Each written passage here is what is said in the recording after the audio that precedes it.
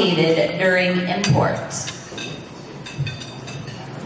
What Steve and I here recommend you do, and Dr. as well, I would like you to pull down the file menu of properties before you take your next bite. I'd like you to pull down file properties in the AccuZIP program. Go into the Fields tab. Click on, you can write this down on the back of your paper. Click on the default field names and attributes. Let's increase the width of state. Default width of state is 2. Let's increase that thing to 30 or so.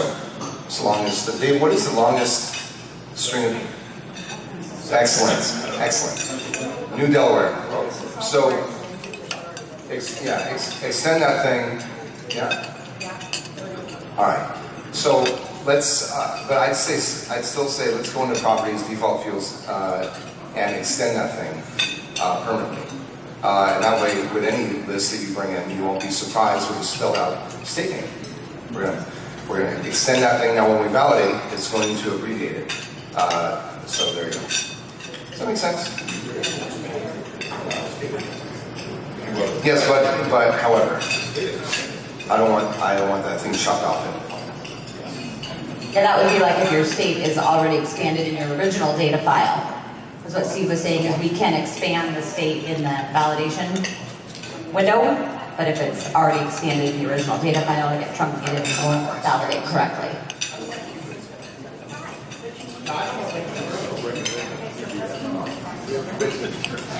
Canadian CAS? Yes, we do Canadian address validation too. Not Canada pre-sort, but Canada CAS. Yes, Canadian address validation. It goes against the POCAD, Canadian address validation database. So it's an add-on to AccuZIP, but it literally, you would know the difference. It's once you have it checked, it just validates it all together in one batch mode. Okay. Thank you. Do you know how to And I bet you are still Shonda. deal with, I think like annuities? The state of from time to time, as we're processing data, has other different in the lines, office, and then it finally will have a name and an address. something doesn't get translated Like well. there's 3 We lines use 80 pound of paper like instead of names. 60 We don't, pound of paper. course, you can't Various things happen. do NCO that gets that stuff, but you would And still leave it overflow just in the trays template need to be as created. an undefined field, kind of, or What do you guys recommend the best method to create overflow trays in a mailing? You can't just reprint a tray tag because you. Yeah. Tom Glassman, would you like to answer that question for us? Sure. So I have 2 responses to the question. The first one would be, if you monitor your scorecard and your duplicate tray tag or duplicate container counts are low, don't worry about it. What we did at Wyland was we turned the mail on the side and buried the tray in the skid so it wouldn't get caught. That's reality. So my goal was keep the scorecard as possibly clean as possible because it would allow for other errors to show up. And that way I wouldn't have to deal with anything other than an email from a facility. The email being an electronic mail irregularity report, which they would write us up from the facility. But those are easy to deal with compared to assessments and the scorecard.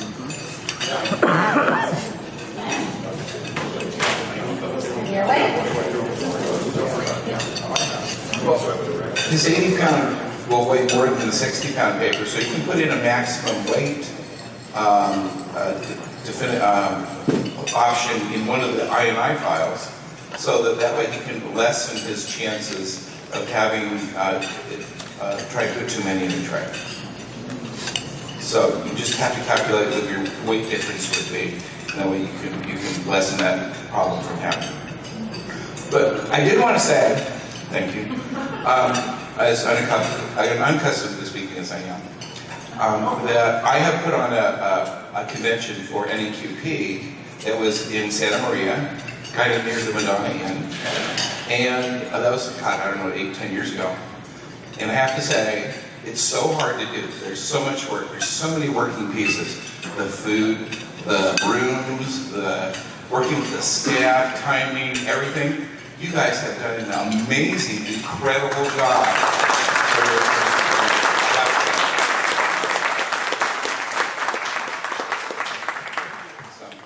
And thank you so much for inviting us. And I'm going to give all the credit to Jill. She's in the very back there by Terry. And my beautiful wife, Michelle, or Shelly, she's right here. Married 25 years. You guys, you two women have coordinated together, worked very hard. Thank you so much. And Kristen, thank you for letting them do it. Delegate it very well.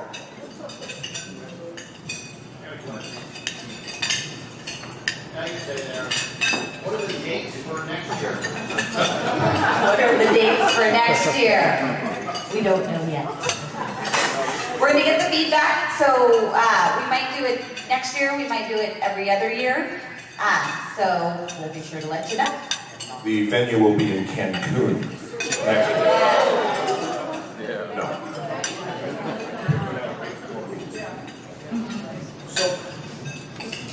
We actually limited the event. Literally, the yacht was the deciding factor of how many people we wanted to have at this event. So as soon as we reached the capacity of the yacht, we stopped. And so we won't, when we do it next time, we won't have that capacity issue. Because we have, thousands and thousands of people across the country that could be here. And we limited it, and it was frustrating because people wanted to come, and we just could not let them come. Because otherwise it'd be, how would it be with watching us on the yacht eat and they'd be setting up? So we didn't want to put it in that position, so. We actually sold out end of December 2018. So we had people added to the wait list and everything. We actually, true story here, Steve will verify. We actually limited the tickets to the people that we like the most. Right? Sean, I don't know how you got here.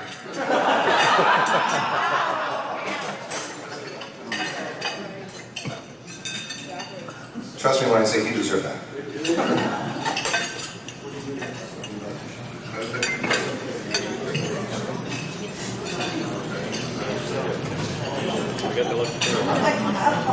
Okay, I'm going to ask Mel another question.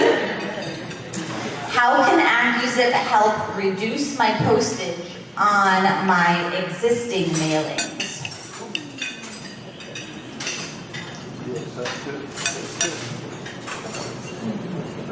So remember, I told you that we expanded to Texas, and then we're working on the post process. We've been working on this for about a year and 4 months on the post process. And what our plan is to network the thousands and thousands of customers that we have, customer partners and licenses together on a map. And so you'll see in AccuZIP a heat map that will show you when people are going to be inducting mail into the mail stream that are your peers. So you'll be able to do that. You'll know that Thursday is a good day to mail in your area, and we will take your mail, and hopefully the 3-digit, the AADC, and the mixed ADC mail will qualify for a 5-digit rate.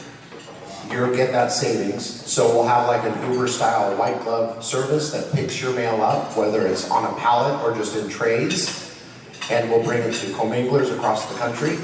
And so what we're going to do is we're making a small mailer. It's almost like a group insurance where we're going to pool our customers together. Of course, everything will be anonymous. You won't know that your mail is going with someone else's, but it's the AccuZIP network that is so powerful and huge that we can do that. And because we put literally hundreds of millions of pieces in the mail, annually. So it's going to be a really win-win for you guys.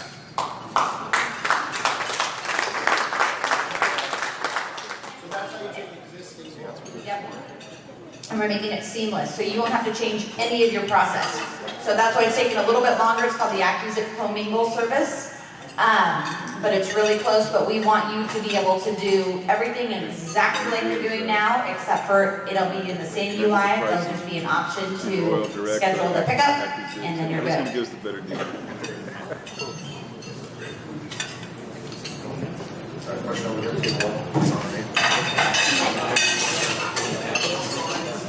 I had to sign a logistics contract. Let them know that they can pick up the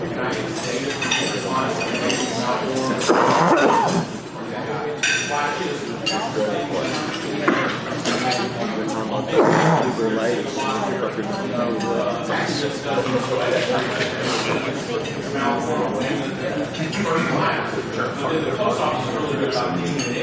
The more you can build that network, definitely just going to allow you to get those 35 facilities that CD has. the thing that makes us need tools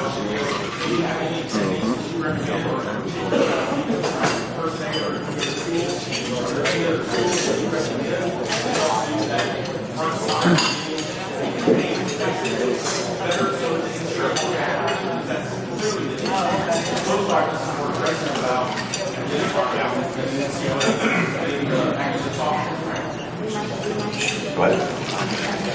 Yeah, so I'll restate the question. So he's saying that he'll NCOA the file, he'll send it out, and they'll get returns. Because the post office is picking or finding the name and match through their MLOCR equipment. And possibly we're not through the NCOA link equipment. Right. Yeah, or malformed. Well, I know this space pretty well because we actually not only make the NCOA link products, and we write, just so you know, we write 100% of our own intellectual property. We write our own logic, we own all of the IP. So we don't rely on other services, right? So we write the NCOA logic to do the matching and the certification. We also, you probably don't know, we're the back end of a lot of MLOCR machines. So if we're not finding a match, the machines that are under ours, which are very large companies, I won't mention them, but they have the MLOCR machines. They run through ours in real time, and then we give them the address. So the address is digitized on the camera, and before it hits the printhead, the new address is back to them. That technology, when you're using a machine, uses a product called 00 table, which matches only on the address to indicate that there is a move at the address. That piece is then sent to the servers, and then the name comes into play. So the post office is very strict on name matching because the junior, the senior, you know, all of the things, because you definitely don't want to do a change of address. It'd be, like in your case, it would be, if we're matching where we're loose matching too much, you're going to have people's mail, their bills, their statements going to another address. So it's very strict, and that's why we have to follow very strict guidelines on this. So if your data is malformed, is it the entire list, or are we talking, you know? Because what I'd be interested, right? Okay, so that would make sense. So if you have an address list coming in and you put the name in the company name field, or if it comes in as last name, first name, correct. So in AccuZIP, we have a field called first. And as you know, if you have the whole name, you can bring that field into our field called first. So even if it is first name, or last name, first name, we will parse it. If there's a last name, comma, first, we do that automatically, even if you don't do it through our special format. So what you need to do is when you do that with there's a file that's created called, it's an f.ff1, it's a text file. If you open that file up, you'll see exactly how we're interpreting the name. And so what I'd like you to do is next time, I'd like you to identify those records that we're not matching, that you say are matching through the post office. I would love to see how those are being read or interpreted. 200,000 pieces, NCOA'd it. You mailed it. And they got back 8 to 10,000 matches. Okay, and they ran it recently through NCOA. Oh, how about the matches from 19 to 48 months? Were any of them? Perfect. Sometimes you'll do last name's baby, first name's baby, real initial of that person with flashed and then spout. Oh, correct. So if they have two names in the field, that's probably not, we're not gonna have the ability to, remember, our process is a batch. So the last thing you want us to do is change the address incorrectly. It would be detrimental. It could actually create, a lawsuit. I mean, if you have somebody's bill sent to somebody's, the husband and wife got divorced, they would file an individual move or medical information, right? Not a family move. So it's also important that we match on the family or business, and they have to match exactly, with the phonetics. Yeah. Yeah. So what I'd like to do for sure, because we have a really good relationship with the United States Postal Service and the NCOA Link Department. So I would like to have you identify those and send them to me. Absolutely. Because I want to see what kind of leeway. There's a book, I don't know if you've looked at it, it's boring, but the NCOA rules, they actually give you rules like these scenarios that you're referring to, and we're not able to, none of the vendors are. So maybe at the postal level, that's what they do. And that's why I would encourage all of you, we have what's called an ACS module. It's a product. I think it's $399 still. That will take your electronic file that you get back with these 8,000 matches that you received, and all you do is you just download it and click a button, and we update it as if you ran it through NCOA. And we find those 8,000 records in your database based on the intelligent mail barcode, and we update it with the new change of address. So I would just, that's a post process, but that would help you match those at least so it won't happen again. I definitely want to see. You can stand up, then I'll repeat it. Can we fix the ENM tray, 1 foot tray issue? It kills me. Because I don't want to put 20 pieces in that tray. I want to be able to put it. Yeah, in the pre-store setup, change the, click on the container, pull down the, choose EMM and then put I'd tray. have to see the labels to see why it's coming. What? They say they're doing it today, but how do I know? So, hey, what he's talking about is when he goes to the ENM. That's what I wrote him back. Right. So, when Say your name, please. Let me bring the mic back to you, Terry. the light shining out. Time to take one more bite. This is valuable information. Just kidding. So when you have an EMM tray, and when he does EMM in 1 foot tray, we break it purely on how many inches are in the base of the tray. If the piece is too wide, what happens is when he goes to the 1 foot tray, you have to angle it because technically you shouldn't have it in a 1 foot anyway. It's not volumetric, we're just looking at the distance. And so he's having to angle it, lay it back, so the calculation would have to be changed for a percentage of the 1 foot tray instead of just 50%. Okay. That's actually easy to solve on our side, because if you'll look, when you do a pre-sort, we create what's called a pre-sort.ini file. So we calculate the tray volume based on the thickness of your piece. So we're actually calculating an EMM, and then we're calculating an MM 1 foot tray, and we're putting it in there. So all we need to do is when you choose that is give you an option to put a min and a max for a 1 foot tray. Then you can dictate what fits in there, especially if you can't put it flush, it has to bend. Then you'll control that. I managed to do a 1 foot tray up to count, so I know. How many, right? And then you could put that into our pre-sort window, and then that would solve that problem. Good, so, Kristen, or is this being recorded? So we need to make a note, I don't have a paper up here. Terry. Terry's got it, They perfect. know about it. Well, first of all, I get way too many emails from Terry.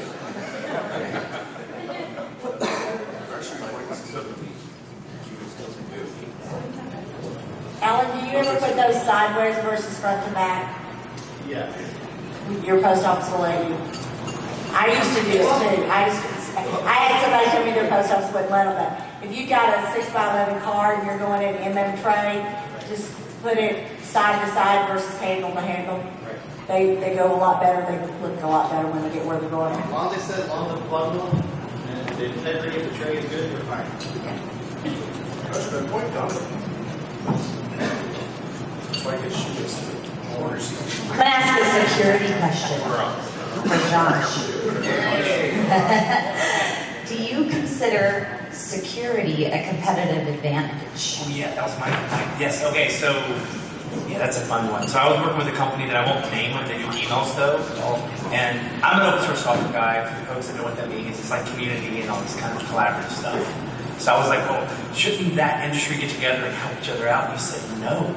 Because if my competitor gets taken out through a cyber attack, I win. So it's I mean, this industry was the kind of one that where you would get owned. And you can go out of business overnight. So yeah, definitely think about security as being a competitive advantage for your business.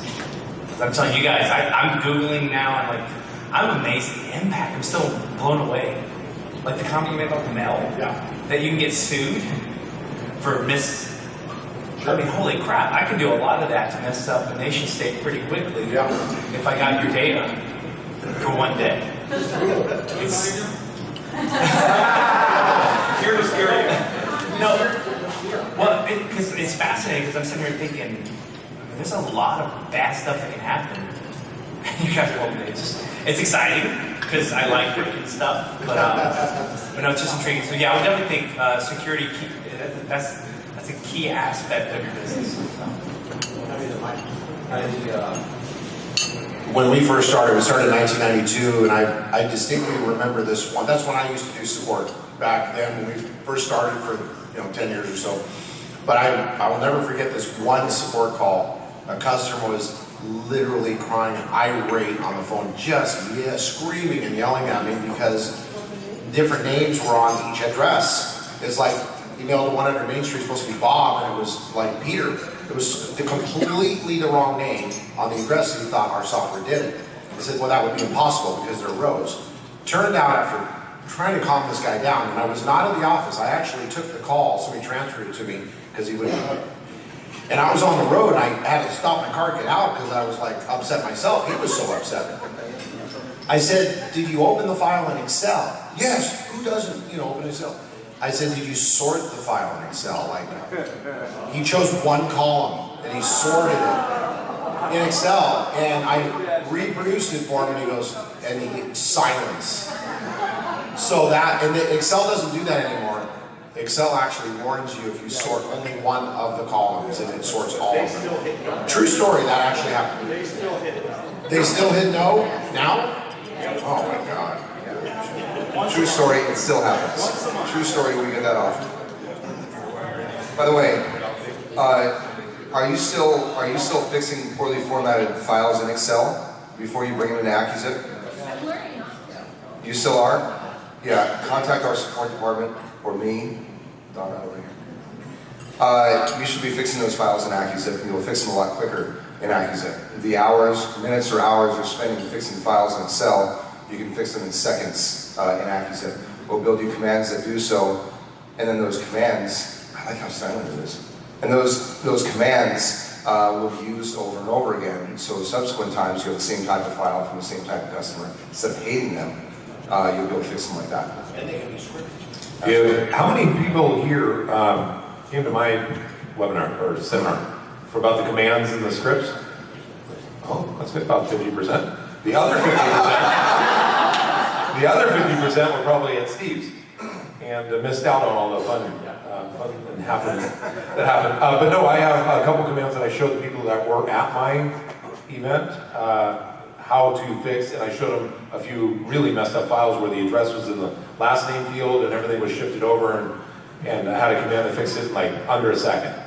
And then also the... Available for us, like there's a place, a repository. No. We have to send you. Wrong.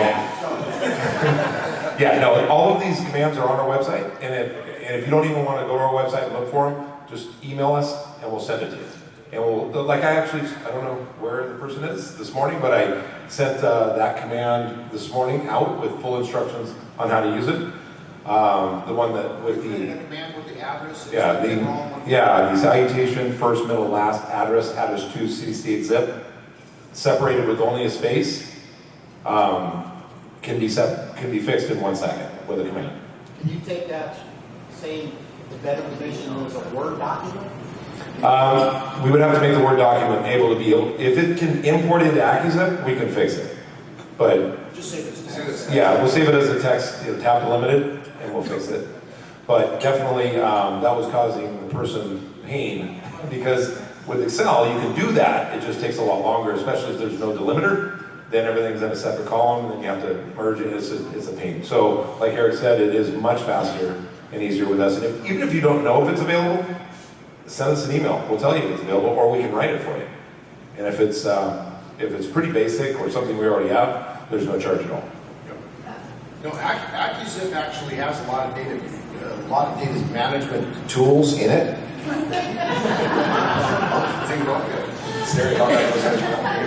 Yeah, I'm not going to get any feedback. No, but AccuZIP does have it's a very powerful database management tool. I mean, literally, when you call, we don't want to say no. People say, can it? We want to say yes. And that's the reason we have the command window, because it can actually instantiate logic from other applications. So if you wrote something in C# or Java or anything, we can instantiate it within our software and run it up against your data, which is cool. Actually, going on what you guys talked about, we fixed customers' files. And if you're familiar with Greeny, he completed this trick and then would sit there and wait.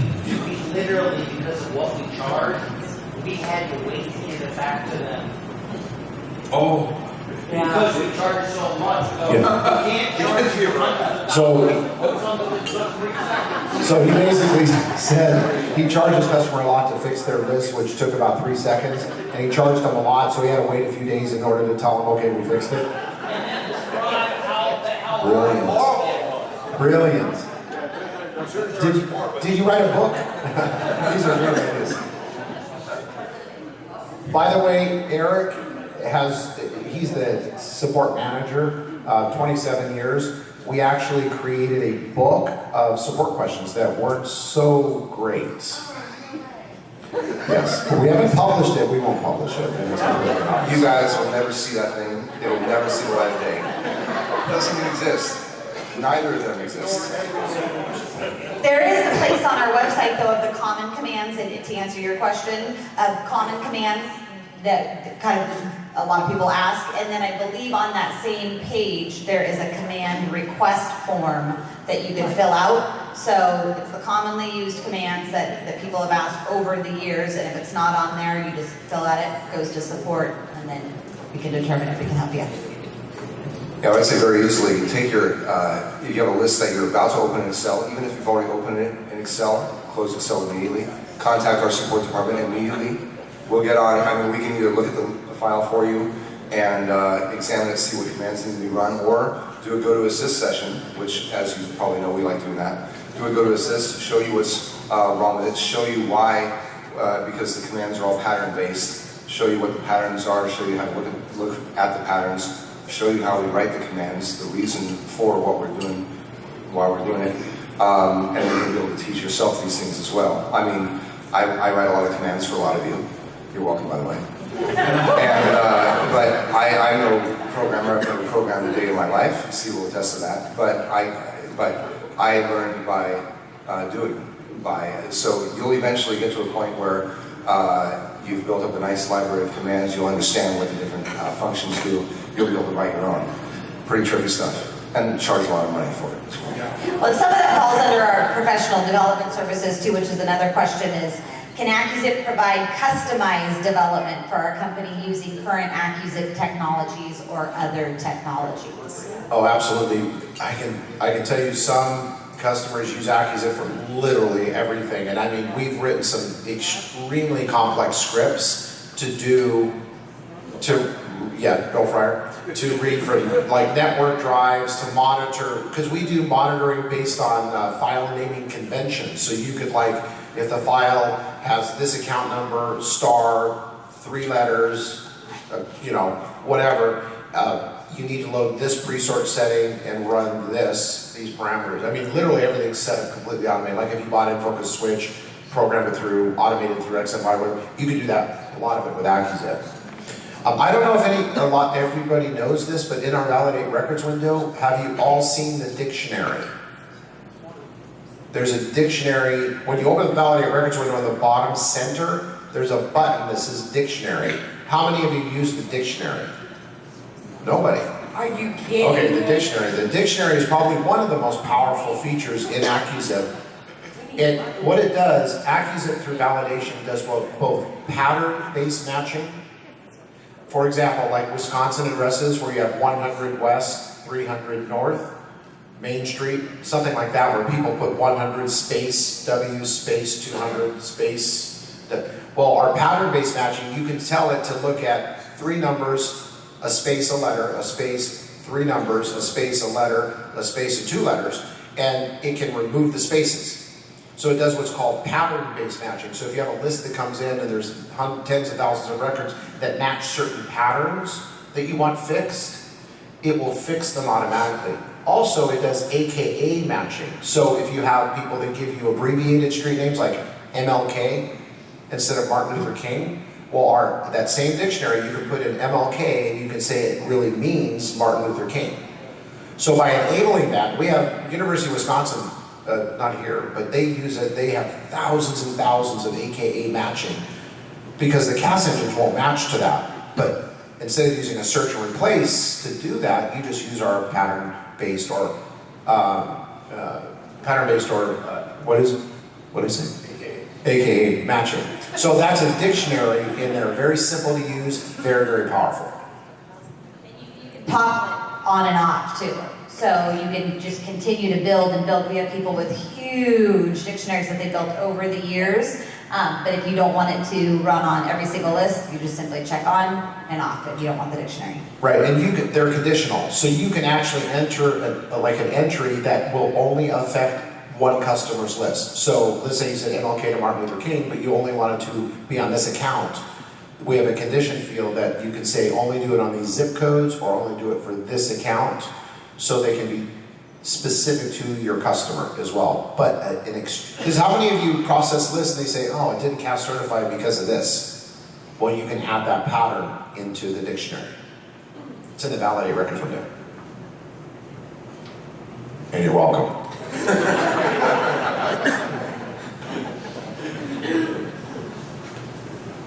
What, Bill Fryer, you got a question back there. Yeah, can't you get the AKA thing by simply saying, hey, expand my abbreviations in the street address?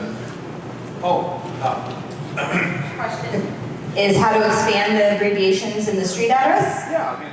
Yeah, there's a checkbox for that. So, Yeah, and by the way, for nonprofits or anybody that's mailing highly personalized mailing, there's the center column in the validate records window, so you can customize the output. So we'll CAS certify it, and then we'll standardize it perfectly, meaning we'll do either West, spell it out, or if you leave it by default, it makes West W.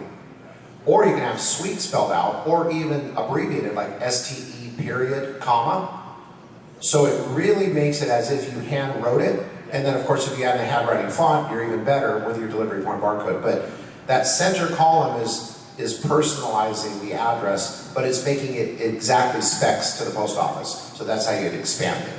The dictionary is set up to help it improve on matching. Otherwise, you have to call the CAS company and say, hey, it's not matching to these, and you have to search and replace in some other program. Yeah, it's not just an acronym situation or abbreviation situation. I've had something like Pennsylvania Crossing Boulevard, which would be like Penn CRSS. Oh, what? I think Mr. Tom Glassman, you're leaving. Everybody give Tom a round of applause, please. Mr. Glassman, travel safe, my friend. I've known Tom for almost 2 decades. I love Tom. You're awesome. Travel safe. Text me when you get home. He was actually the only one in the bathroom, but now he has to be. I want to come back here. And so we have like I said, Pennsylvania Crossing, or it might be PENN CRSS. Embarrassing situation. But the dictionary will fix that under the condition that it's Pennsylvania Crossing Boulevard, right? So it'll never negatively affect anything else, and that way you can have the dictionary on and keep it on permanently. Who else said something? Somebody else said something. Yes, Sean Pack.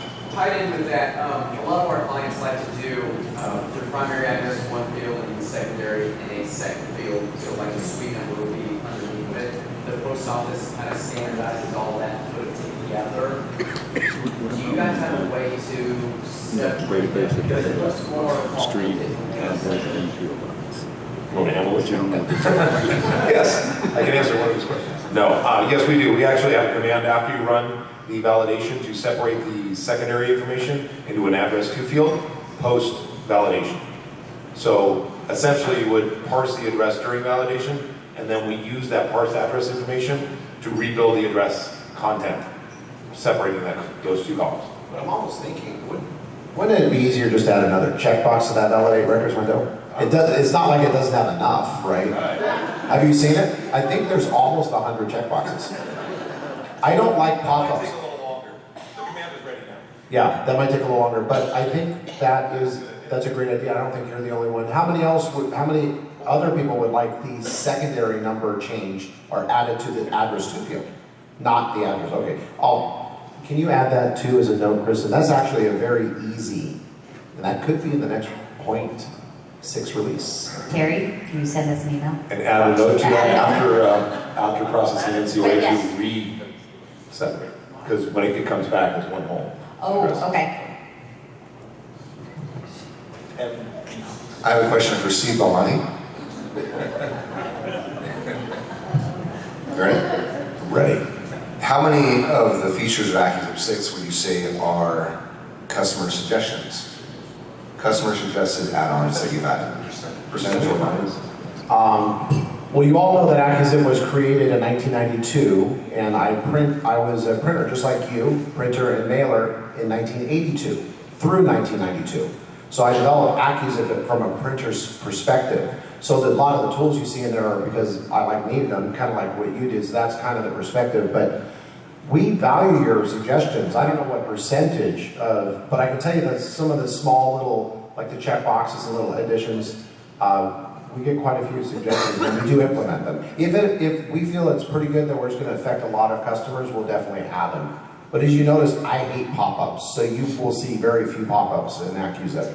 Like Terry loves pop-ups. He says, if they leave the mid and crit empty, just pop up a thing that they need a mid and crit. I said, no, they'll figure that out when they upload it to mail.net. One time, they're going to do it one time. Because if I bring up a pop-up, the next call I'm going to get is from the guy that's running the script. Hey, this damn pop-up came up, and I went to sleep. I came back the next morning, and it was asking me to put it in the mid. I'd like them being informed, and then you can make the pop-up go. Yes. I figure it's like running into a house that's just got on fire, and you'll only do it once. Steve. So I have a story to tell about this that I absolutely love. So years ago when I was a mailer, if you guys have talked to me, you probably know I say that a lot. We bought a big Kirk Rudy, and we had this little software. I'd only been there a year, and it wouldn't make a file for the Kirk Rudy. So I got demos from everybody, and I picked AccuZIP. I was so excited about it. And when I first put it on the computer, ran my first job, I went, huh? Because my old software that come on one little bitty floppy that did almost nothing, did a memo line on the tray tag, and AccuZIP didn't. So I called and I said, guys, I love this stuff. I know I'm brand new, but can you get me a memo line on the tray tag? And the next time this came, it had a memo line on the tray tag. And I claim that to this day. I don't know if you guys knew, Donna used to be, like you, a customer of AccuZIP, and oh my gosh, Donna is the best. Don't you all agree? She's the best. We love Donna. She's so sweet. She's so sweet. Very nice. Okay, we have time for one more question. Oh, Chrissy, you were pointing at Chrissy, Terry. Yes, Chrissy was a customer too that used AccuZIP. Chrissy is a customer, yes. Years ago. And like Eric, Chrissy is one of the biggest Pittsburgh Steelers fans on the planet. I love the Steelers. Even though I'm not a Steelers fan, I like the Steelers. They've got a great coach, great fan base. But we love them anyway. We love them anyway. Anyways, thank you all very much. So we got time for one more question. One more question. So, anybody have a last question in the audience? If not, I'll pick one from up here. Or Eric, you pick one. Or a comment, if you have a comment about the show, we'd love to hear from you. And please, everybody, I beg of you, let's fill out these cards here, and it will hugely improve year number 2 of the annual. And by the way, these forms that you're filling out were his idea. I said, if I came to a conference, I'm not filling out the form. Because Kristen is going to send you a real form that is digital. You're going to check boxes. Which you don't have time to fill out and get back to the office. We So anyway, this is appreciate why we're having both it here. forms of the form. You see why I have my job. I'm gonna deal with these guys. So, okay, if there's no more questions or comments, I think we'll just collectively say just a big, huge thank you to all of you. And thank you. Travel safely back, as some of you are saying. Enjoy the fitness center or the pool. Stay here, eat your dessert. Safe travels back, and I can't believe tomorrow's Wednesday. It's just such a crazy week. But thank you. It's been a huge, huge, huge pleasure. It's been a really successful event. I know for our team, and our team has really enjoyed meeting all of you. I just keep getting feedback from our team members. I love putting a face to a name, or so-and-so came and said this, or I helped this person with that. And, our job, just like yours, is not always easy, but these are the type of things that make it worth it. So, thanks.